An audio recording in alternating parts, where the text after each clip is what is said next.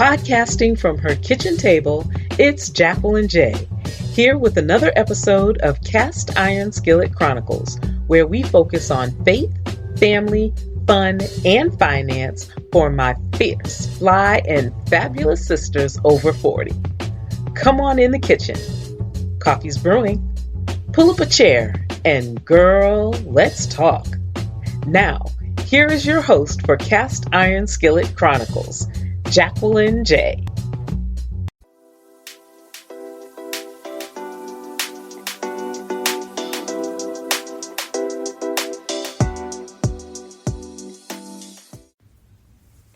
Welcome back to the kitchen. Hope you enjoyed your Resurrection Sunday with your family as best you could under these circumstances. People have been doing some very creative things to keep that family connection going while on shelter in place. Sharing a meal over video conferencing or eating the same meal at the same time if video conferencing is not an option. So, the question for today is, what do you need to resurrect? In any number of areas of your life. We just came off of an awesome worship experience on Sunday, which got me to thinking and begs the question, what are some things that may be lying dormant in your life that you need to bring back to life or resurrect? Not only your goals, but dreams and visions as well. What goals do you have out there that you may have allowed to languish or may not have allowed to just sit undeveloped or not fully utilized, and you've not really, truly, and fully manifested that God-given greatness that is within you and all those goals that would allow you to realize all that you were meant to be. But you've just allowed them to sit by the wayside. I was having a conversation not too long ago about goals and goal setting. We've all heard about setting goals. We've all heard about planning. If you fail to plan, you plan to fail. Setting goals increases the likelihood that they'll actually come to pass. And we may write those goals down, and they may be on paper. They may be before us on a regular basis. You may have stuck your goals on your mirror, on sticky notes all over your house or your apartment, or in your car, on your mirror while you're brushing your teeth in the morning, things of that nature. But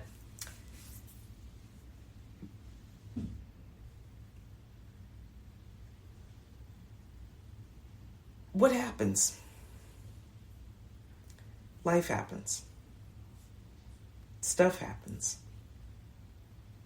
Life gets in the way. The goal gets pushed off to the back burner, and it's either a stop and start kind of thing or an off and on kind of thing. It's not consistent. And then that pushes you further and further back from ultimately achieving what it is you set out to do and achieving your goals. So how do you go about staying on track? How do you go about not allowing those things to stop, to be in that position where you have to start all over again? And what does that look like for you? Do you have an accountability partner? Do you have that one person that you can go to, that you can tell your goals? Because remember, you can't tell your goals to everybody because everybody doesn't get it, and not everybody will be in alignment with you, and not everyone will be supportive of you. But do you have that one person that you can talk to about your goals, let them know what your goals are, and hold you accountable? Now, being held accountable is different from telling you what to do. Being accountable is different from being negative. Being held accountable means that person that when you don't feel like you can move on any further, when you don't feel like doing what it is you know you have to do in order to further your goal, they may just ask you a simple question. Is that helping you further your goal? Are you really sure you don't want to do whatever it is that you need to do to further that goal? Or are you sure that is what you want to do, recognizing that it's in detriment for you achieving your goal. So do you have that accountability partner? What's your motivation? What else is it that actually keeps you going and motivated to move toward your goal? What keeps the goal, your dreams, and your vision ever before you, so it doesn't languish or go by the wayside? But what are some of those things in your life that may need to be resurrected? Again, not only your goals and dreams, but possibly relationships as well. There are some relationships in some circumstances that do need to stay where they are and not brought back. But what relationships are out there that, what have you said to someone that, you either need to apologize for or just need to rekindle that relationship and bring it back to maybe not where it was before the situation happened, but to a new life. If you're honest with yourself, if you're really evaluating what it is that you want to do with your life, where you are, where you're going, you may need to take a look at some of these things. Relationships, goals, dreams that have remained or have gone dormant and need to be resurrected. So, that's the question for the day. What do you need to resurrect? What does that look like for you in your life? Not only your goals, your visions, your dreams, and relationships, but in this time of shelter in place, what about your self-care routine? Have you allowed that to fall by the wayside and not do whatever it is you do to take care of yourself on the regular? Have you allowed those circumstances and stuff to happen to get in the way of taking care of yourself? And trust and believe, I get it. It can be so easy not to focus on yourself while taking care of others if you have a multitude of other things going on in this world, in this situation that we're living in right now. And if you let go of your self-care, it may be time to resurrect that as well. Why? Because again, stuff happens.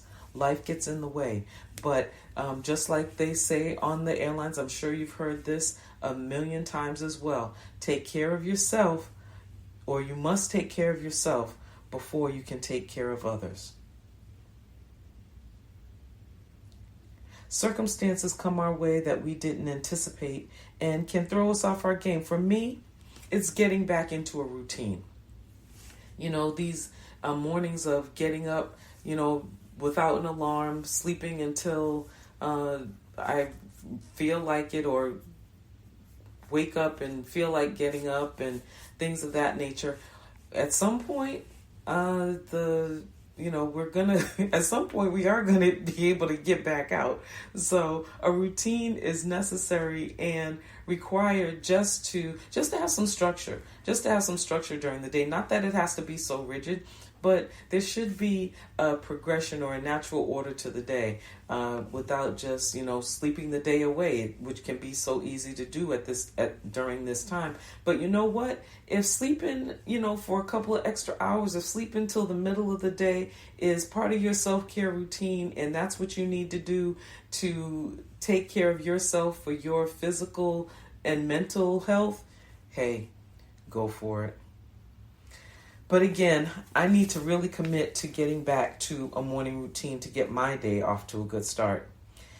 These last several months have been such a roller coaster of emotions, challenges, and reflection. I need to figure out a way to get myself back to my morning routine so I can operate effectively throughout the day and really, really move forward with my goals, dreams, and vision. Until next time, stay safe, be well, be kind to one another, be kind to yourself, and be blessed. Bye now.